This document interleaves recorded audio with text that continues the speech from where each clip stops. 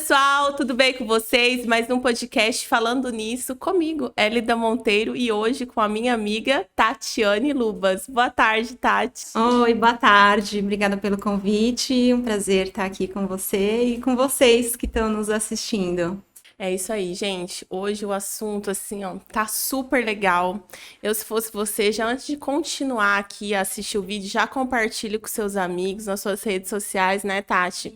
Porque nós vamos falar sobre um assunto que muito me interessa, eu acho que interessa você também. Dinheiro, exatamente. Dinheiro, finanças, como se educar, né, financeiramente, como poupar o dinheiro, como investir, e nada melhor do que uma especialista para falar no assunto. Tati, vamos lá, o que interessa então.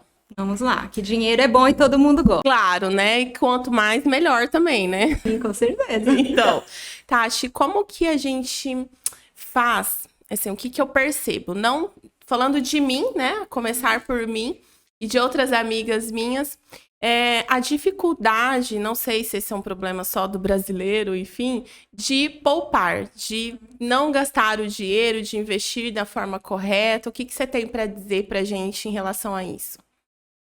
Na verdade, assim, o brasileiro realmente tem esse problema, ou na verdade essa dificuldade, né? Não vou dizer que é um problema, porque a gente não é educado financeiramente, né? A gente não tem, nem na escola, nem na família. Falar sobre dinheiro é um tabu. As pessoas não gostam de falar, elas acham que é chato, e acham que falou de dinheiro, não pode gastar. Não pode fazer. Não pode isso, não pode aquilo. E não é verdade. Né? Se a gente for parar para pensar, dinheiro é para a gente gastar. Dinheiro é para a gente poder usufruir, né? Ninguém trabalha para ganhar água no fim do mês. A gente trabalha para ganhar dinheiro e para poder usufruir. Então, o brasileiro realmente não tem a cultura de falar sobre dinheiro, de ter educação financeira. A gente não tem cultura de empreendedorismo e, consequentemente, a gente não tem cultura de poupar. A gente tem a cultura do aqui e agora. Tipo, eu vou viver a vida porque só se vive uma vez, porque eu não vou levar nada no caixão. São várias frases que a gente ouve por aí. No Instagram, né? Vai se eu morro amanhã. Daí eu acordei no outro dia. Estou vivo. Exatamente. Cheio de conta. A probabilidade da gente viver é muito maior do que da gente morrer, né? Então, assim... Não gaste todo o seu cartão hoje, por favor. Por favor. Então, essa é uma cultura ruim nesse sentido, né? Mas daí, o que a gente faz para mudar? Primeiro, assim, a gente precisa entender que imprevistos acontecem. E acontecem com todas as pessoas, né? Não é com um ou com outro, não, com todo mundo. Então, se a gente parar para pensar de que um dia vai acontecer, a gente não sabe quando, mas vai acontecer. Então, por que não antecipar esse imprevisto? Porque sempre todo mundo... o pneu do carro fura, exatamente, o gás acaba, a criança fica doente, a geladeira quebra. Só que, assim, se a gente pensar que todos esses problemas acontecem com todo mundo e que eles acontecem porque a gente tem uma geladeira, porque a gente tem um carro, porque a gente tem um filho. Então, assim, quando a pessoa fala, eu nunca guardo dinheiro porque sempre tem um imprevisto. Só que o que são esses imprevistos? São situações que podem ser previstas, né? Sim. Então, num dia que seu filho fica doente, por exemplo, precisa de um remédio a mais, um remédio mais caro, alguma coisa assim, por que será que eu não pensei que, poxa, agora eu tô grávida, por exemplo, né? Fiquei grávida, né? Fiquei grávida, então, vou começar a poupar R$10 por mês, que seja. R$10 não vai fazer diferença num orçamento. E você pode ser que gaste com qualquer besteira, né? Então, é se planejar, é pensar antecipadamente, né? Isso é o primeiro passo para você conseguir poupar dinheiro, pensar antecipadamente. Aí vem uma outra pergunta aqui que surgiu. Tá bom, vamos poupar. Quem ganha um salário mínimo, por exemplo, tem como poupar? Tem como poupar, exatamente. Tem um cálculo, uma base mais ou menos de quantos % que eu posso poupar?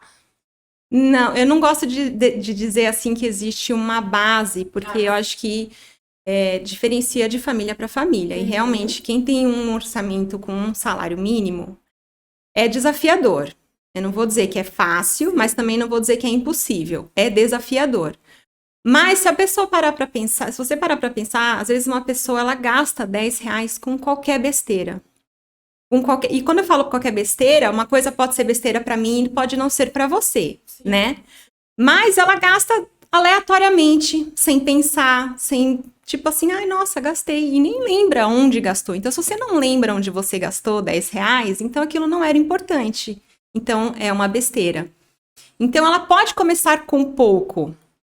Só que no caso de alguém que tem renda, baixa renda ou pouca renda, ela deveria focar em como aumentar a renda, muito mais do que reduzir custos para poupar. Ah, sim, é o ela contrário teria de que quem pensar... tem uma renda maior, então. Exatamente. Aí quem tem renda maior consegue, às vezes, poupar de 10% a 20% do seu salário, né? Claro que tudo antecipa com a questão do planejamento. Não é que de um dia para o outro a pessoa gasta todo o salário, mesmo ela tendo uma boa renda, ela gasta tudo e fala, mês que vem eu vou economizar 10%. Ela vai sentir uma certa diferença, né, no padrão de vida dela.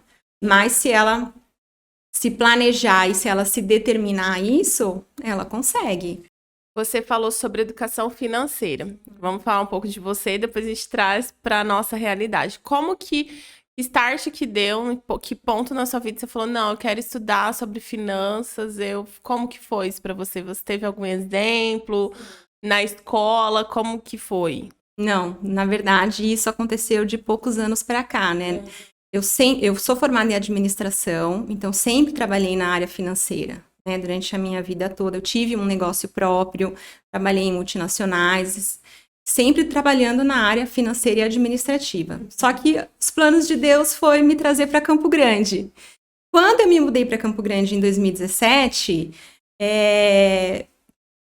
o que eu atuava em São Paulo, eu não consegui me encaixar aqui. Né? Porque, enfim, a cidade tem algumas limitações, e principalmente de salário, de renda e tudo mais.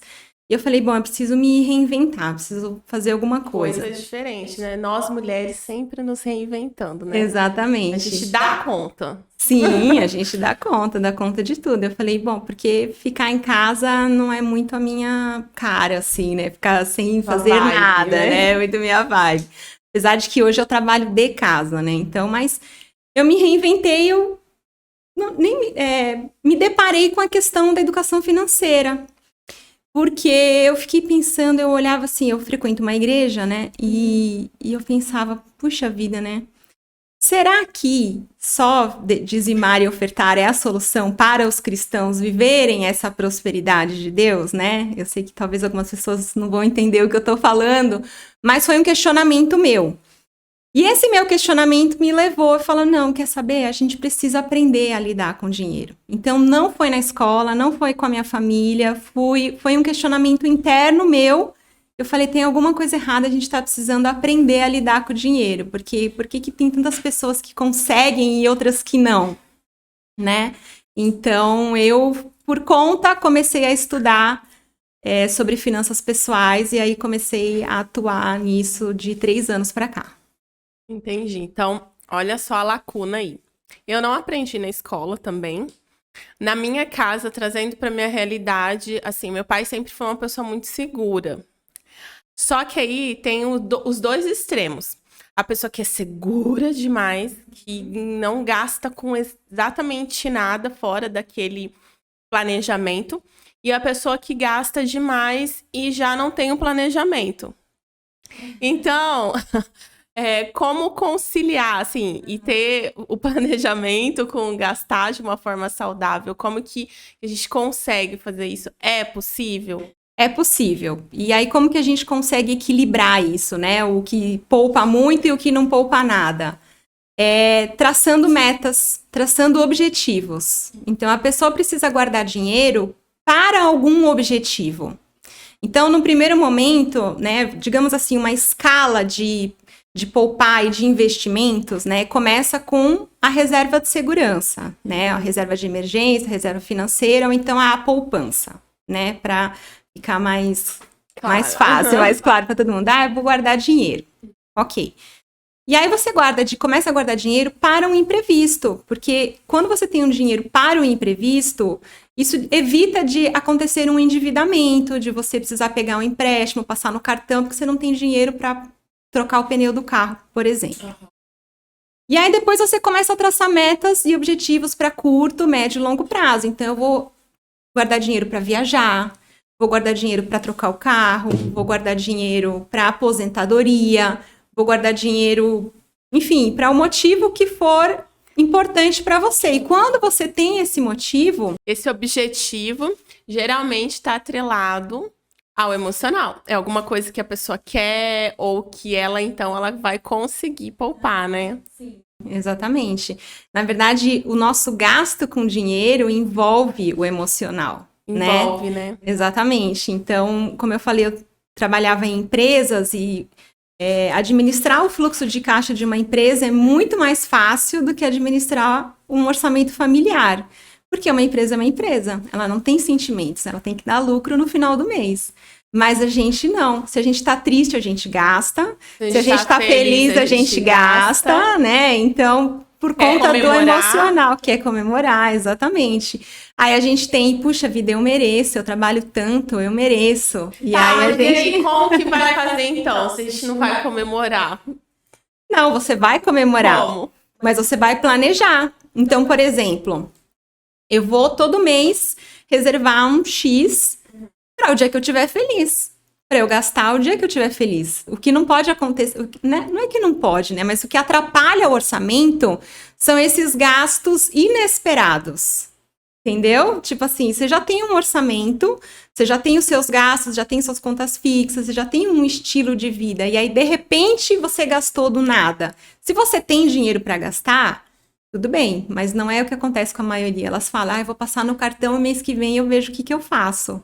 É mais ou menos assim. Aí o mês que vem chega e você não viu o que você fez, né? Então, se você tem a disciplina, vamos supor, né? Eu vou gastar, mês que vem eu faço. Então, eu preciso correr de fazer uma renda extra para conseguir pagar esse além que eu gastei aqui, que estava fora do meu orçamento, né? O problema é sair fora do orçamento, não é gastar dinheiro. Então, se você tem se você consegue controlar suas despesas fixas, né? Digamos assim, seu aluguel, luz, telefone, né? As contas com moradia, escola, transportes. Tem contas que elas vêm todo mês, não importa se faz chuva ou faça sol, ela vem. E aí você tem o que sobra, digamos assim, né? E essa parte que sobra é que você administra. E aí você pode incluir dentro dessa parte para eu gastar no dia que eu estiver feliz ou no dia que estiver triste. Geralmente nós não aprendemos isso, né? A gente pega o salário, gasta com o que acha que é mais importante, eu vou pagar isso, eu vou pagar aquilo. Ou então, eu vou pagar esse mês luz e não vou pagar água. Né? E aí vai administrando aquilo ali, tá errado. Porque se chega um mês e você fala, eu vou pagar a luz e não vou pagar a água, é porque você gastou com alguma outra coisa que não era para gastar. Porque assim, você tem que pensar o seguinte, você tem o seu salário. Você tem que, primeiro de tudo, pagar suas despesas essenciais, suas despesas fixas, né? Aquilo que é a sua necessidade para você sobreviver. E agora a gasolina tá barato, né, gente? Sim, né? Super. Então, você tem que pensar... É isso que é o planejamento, né? Às vezes as pessoas acham que planejamento é, não gastar. Não, é você pensar antecipadamente. Então, você pensa, tem seu salário, você vê o que eu tenho de contas fixas para pagar esse mês. Por exemplo, a gente vai entrar em junho agora. Então, agora, pensa, mesmo que a gente ainda não está em junho, falta aí 10 dias para chegar a junho... Pensa agora, senta, né? E o que eu tenho já para gastar? O que já está comprometido no meu orçamento? Aí você vai ver um valor que sobra. Então, o que eu vou fazer com esse valor? Aí, junho tem Dia dos Namorados, festa junina. E aí, como que faz? Com criança, filho? Todo mês aí gasto tem que ver diferente, né? Mas, né? Dia dos Namorados acontece todo ano.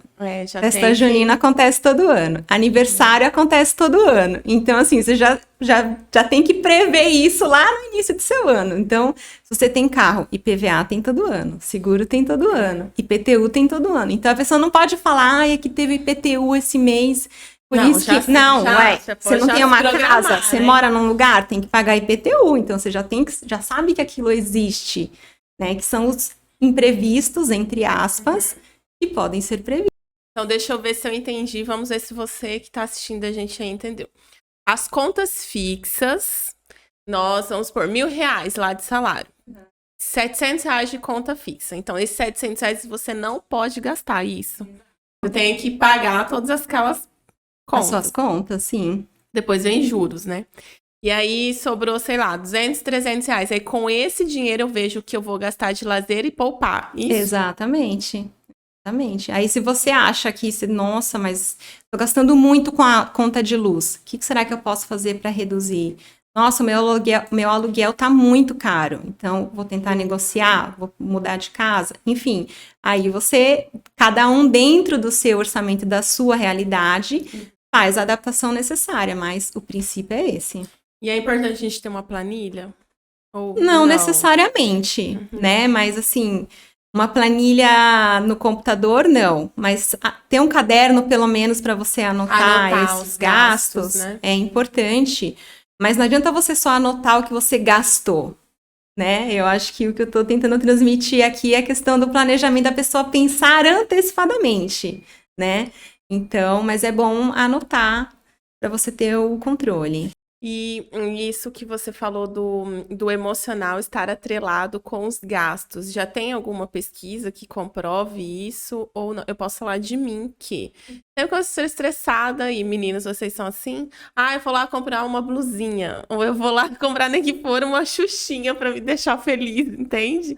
Então eu vejo que... Não sei se isso acontece com os homens também. Acontece, Pablo? Não, aí o Pablo sabe que não gastar, entendeu? Mas não tem jeito. Para!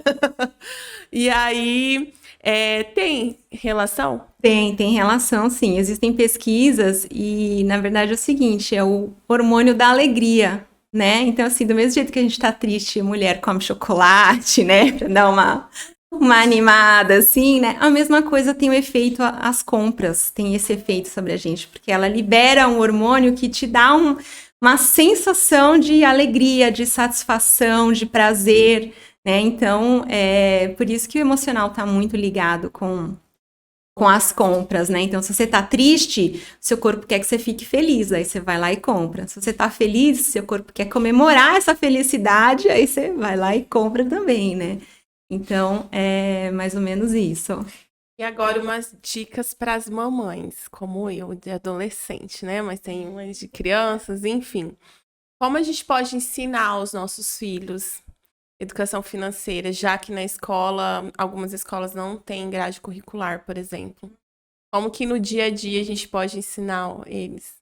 Bom, primeiro assim, as crianças, eles aprendem pelo exemplo, né? Então, assim, os pais ou as mães solteiras dentro de casa têm que entender o princípio, o motivo da educação financeira, de ter uma vida organizada, né? E aí, para ensinar as crianças, né, o que eu faço com a minha filha, que ela tem 6 anos? A gente determinou, por exemplo, para ela, uma atividade semanal que ela tem que realizar lá em casa. E ela cumprindo com essa atividade, ela é remunerada para isso.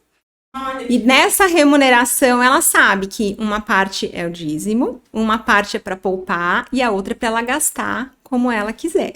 Então a gente não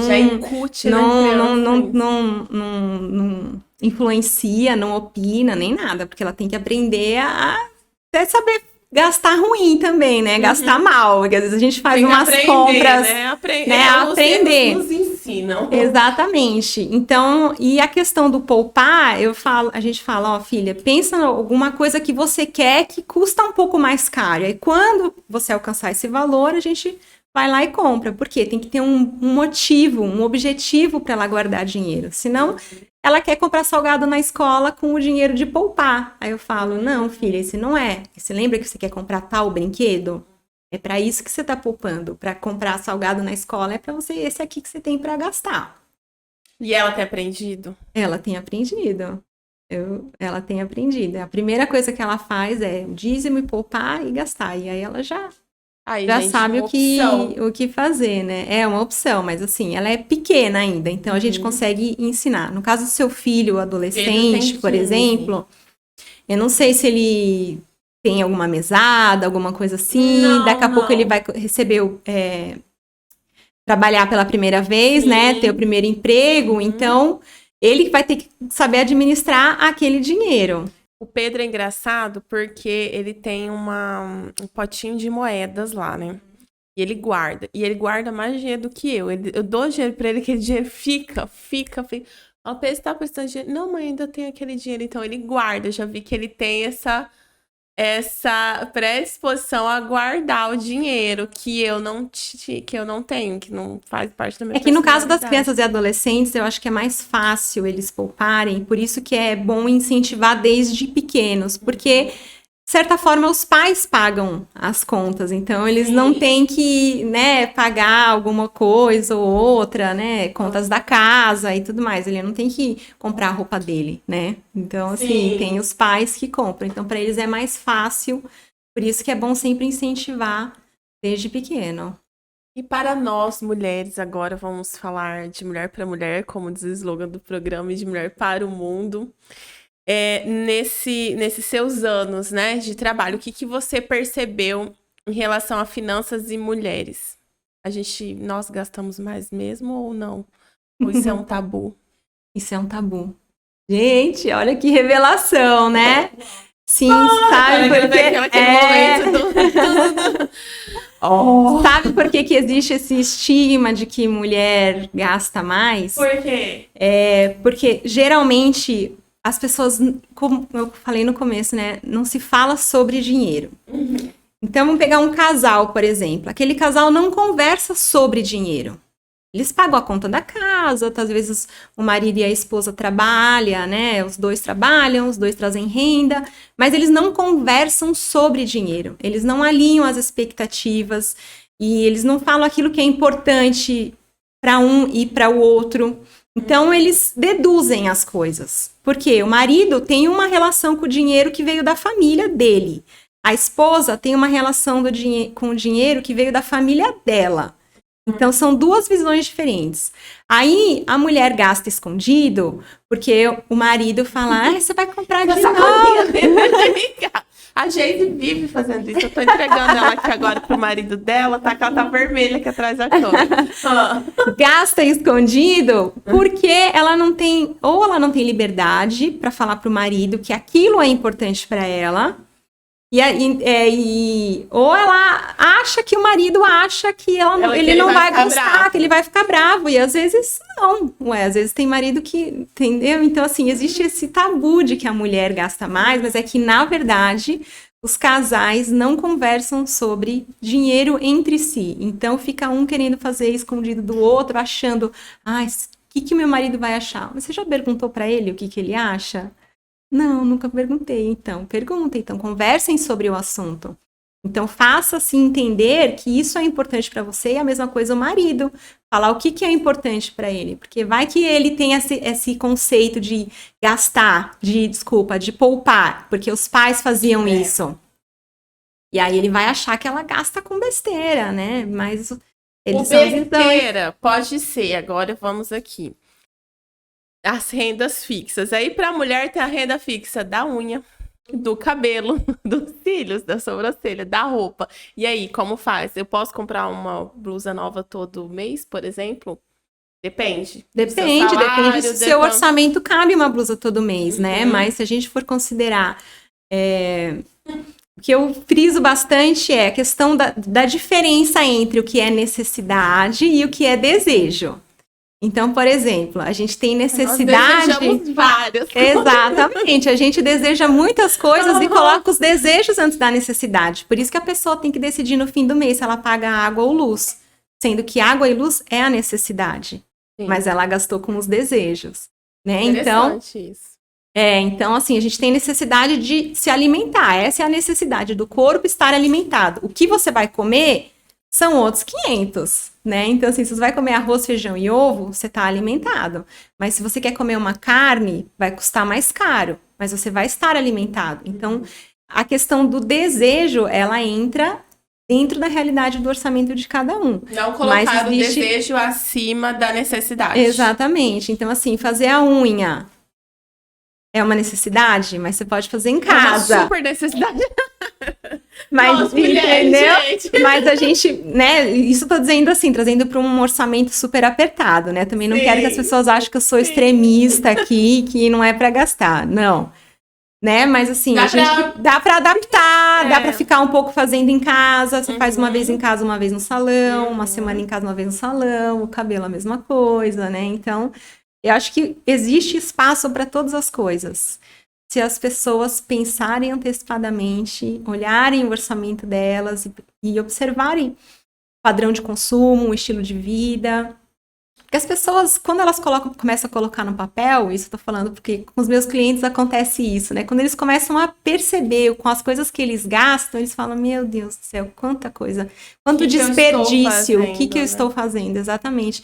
Podia estar usando isso aqui para poupar, para fazer a viagem que eu sempre quis fazer e nunca faço, porque fico gastando com iFood 3 vezes por semana, né? Por exemplo. Viu, Elisa? Então, Esse é um problema, tá? então, né? Então, assim, voltando para a questão da necessidade e desejo, né? Você tem o desejo de se alimentar e não de pedir ao iFood todas as vezes. Então, É. a cada um decide dentro da sua realidade. Mas Verdade. se a gente for ver, sempre existe excesso. É verdade. Olha, nós estamos indo para o final do programa. Eu queria que você deixasse um recado aí para o pessoal que está nos assistindo. O recado que eu dou é para a gente começar a se interessar pelo assunto. Acho que tudo começa quando você tem esse interesse, né? Porque senão você vive um dia após o outro, tipo, meio que deixa a vida me levar, e quando você vê sua vida passou e você não aproveitou como você gostaria, porque você não se interessou pelo assunto. Eu acho que educação financeira é para todos, não existe uma classe social que, uns podem, uns não podem, não. Porque ela se adequa à realidade de cada um, né? Então, eu acho que o primeiro passo é o interesse, a pessoa olhar com carinho pro dinheiro dela, porque afinal de contas a gente rala pra caramba, né? Para ter o salário no final do mês.